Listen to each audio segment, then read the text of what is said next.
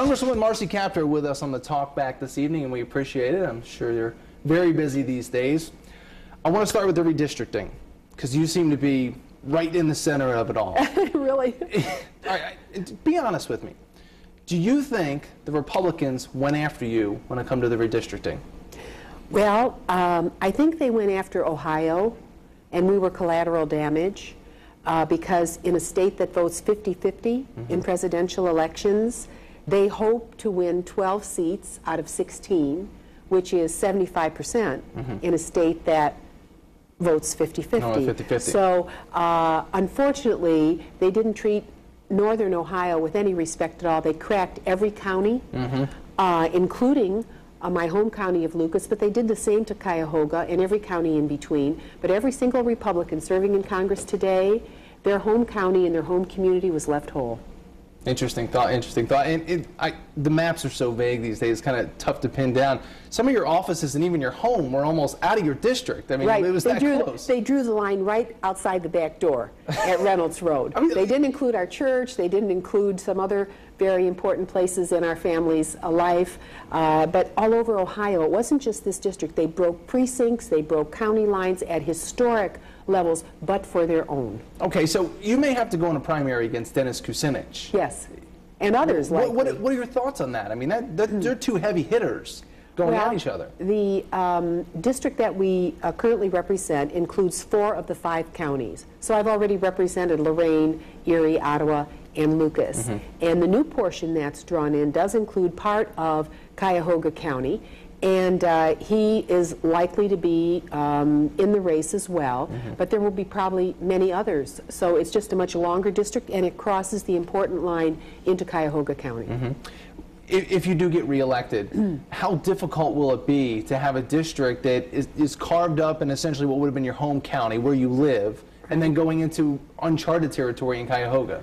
Well, it's the longest coastal district in Ohio, and so I'm looking for a boat that I can rent to port, port to port, all the way along. You could just take the Jet Express. I'd like to do that. I wish I knew how to pilot it myself.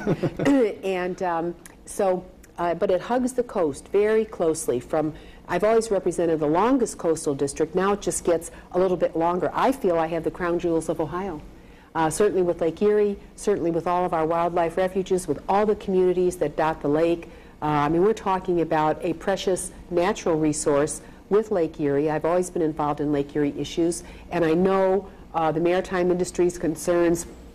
Have met so many of the companies that operate along the lake, so I don't think that it's a great change, but it will include part of Cuyahoga. But does it hurt you at all to lose pieces? I mean, you lose downtown and the West Toledo and the Sylvania in that direction. Does it hurt you at least to lose those constituents and people you've made relationships with? I will never really leave them. They'll always be tucked, and we will take care and serve them. Okay, so with the district carved up the way it's going to be, we essentially going from having a voice that's been there for a long time to Toledo itself having 3 voices. What is that going to mean to the average person here in the city, do you think? Well, I think that they'll have to see down the road what it will mean to service, to them directly, to their business, to their school, to their community, regardless of where they reside.